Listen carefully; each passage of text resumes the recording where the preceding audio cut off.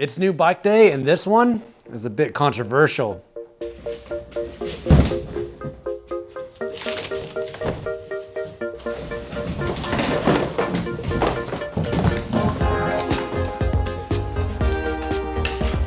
I'm once again trying out a Trek. This is the third Trek that I've had on the channel, and I have no affiliation or communication with Trek. I paid full price for this thing because I thought it looked sick.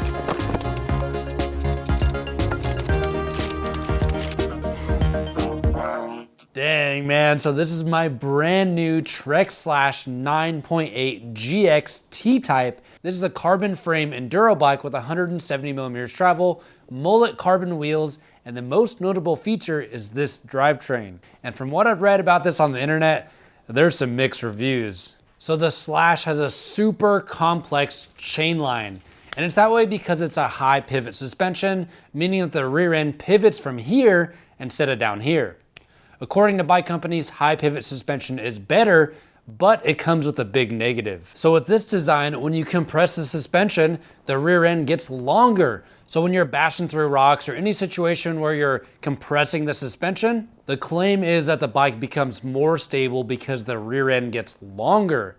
I've tried high pivot before and I vividly remember the feeling of the rear end lengthening, but instead of the back wheel like growing back behind me, it felt like someone was kicking the back of my bike and jolting it forward, and I did not like it. But that's not even the big negative. High pivot suspension, you might not know this, has more pedal kickback than low pivot.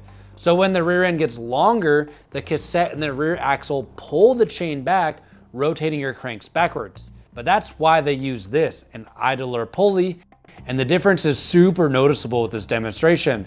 The upper idler reduces chain growth and pedal kickback. Then for the lower chain growth from this design, they went with a lower idler pulley to reduce the stress on the derailleur. But that makes me think, is this creating a problem and then solving it? And is it just marketing hype to sell something new? A few months ago, there was some big time controversy about this exact drivetrain, this exact bike. Lewis Buchanan on YouTube got this bike and had a ton of issues with the chain falling off, getting stuck, and ultimately said this. The bike rips, but the bike isn't sustainable to ride, especially in my personal experience. Definitely go check out his videos if you get a chance. Super entertaining and stirred up major internet controversy. But setting that all aside, there's a few things that I want and need to do before I get to go ride this thing.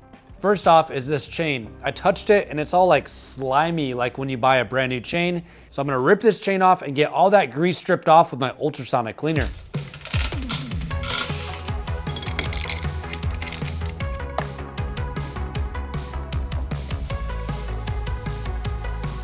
Then this fork. So this bike came with a Zeb Select Plus with a Charger 3 damper, not the 3.1, a 3. So I'm kind of curious to see how that goes. And remember, I've been messing with my new red Zeb fork that has a Charger 3.1 damper, and the bushings were too tight, and I resized those, and I had so many great comments on what I could do better next time. So let's go ahead and do that on this one. I'm gonna rip this one off, and we're gonna do a 0-hour service.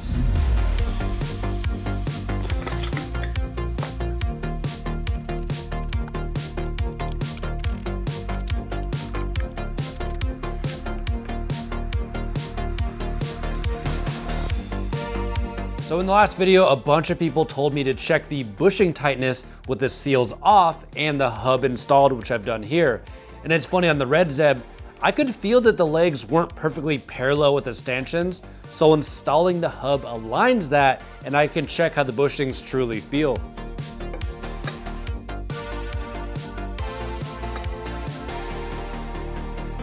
Dang, dude, that's so smooth. That's like dang near perfect right there. But I do feel a tiny little bit of play in the bushings if I rock it back and forth.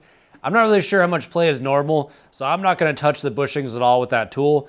But either way, I'm glad I took this apart because there was not a lot of oil in the lowers. And plus, I actually kind of love doing this kind of stuff. So before I reassemble this thing, I'm actually gonna change out the bars. So these stock Bontrager bars are super wide, 820 millimeters. I've never even tried bars this wide before. It's crazy. And this frame is a medium, so it's gonna be a tad bit small for me. So I think I wanna try a longer stem And I'm gonna use my favorite bars cut down to 780 millimeters. Oh yeah, that's gonna be a lot better.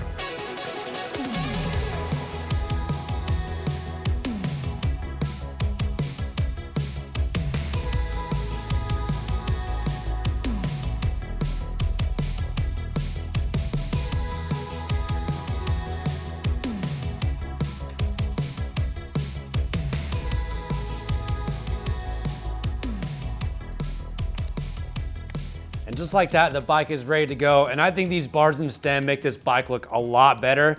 It's so good looking, I think we should stare at it.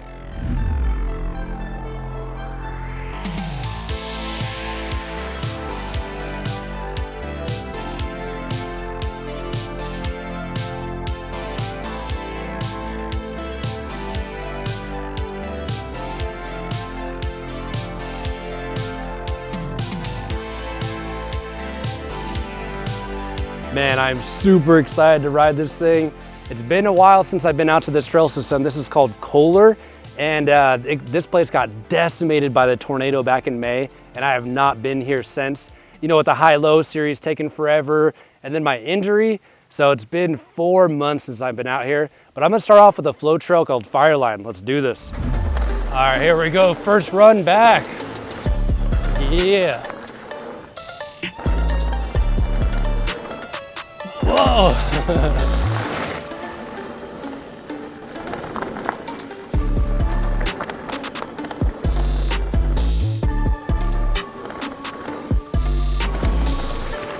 First run, man, that went pretty well. And dude, I could feel a little bit different when it compressed, like going through corners and everything. And maybe that's the high pivot, I don't know, maybe it's placebo. But I did this climb already, and luckily the drivetrain, you would think it would be kind of loud with all these idler pulleys and everything, but the drivetrain was pretty quiet and the bike climbed well despite it being like 38 pounds or something like that. But now I'm at the top again. I want to hit some bigger jumps, so that was not satisfying enough. And this trail is called Cease and Desist. Can't wait. All right, let's hit it. This second run confirmed what I was feeling. Normally in the turns, I follow the arc of the berm, but this Trek Slash kept hooking lines without even trying. I liked it. Is that the high pivot in action? Wow, this bike jumps well, dude. Oh yeah, got a little drop here. Let's hit this. Hell yeah. Well, they say this bike is good for big hits, so I might as well do this 12-foot drop, right? Man, standing at the edge of this was a bad idea, dude. This is making me nervous, dude.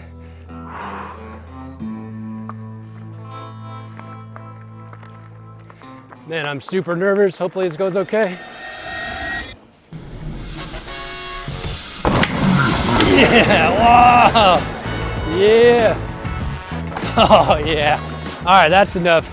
This bike is fun, I've decided, dude.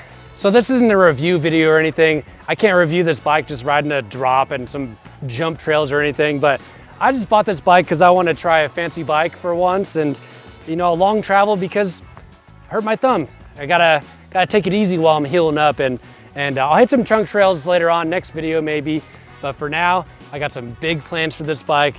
This build is gonna be the best one I've done yet, so I can't wait. I'll see you in the next video.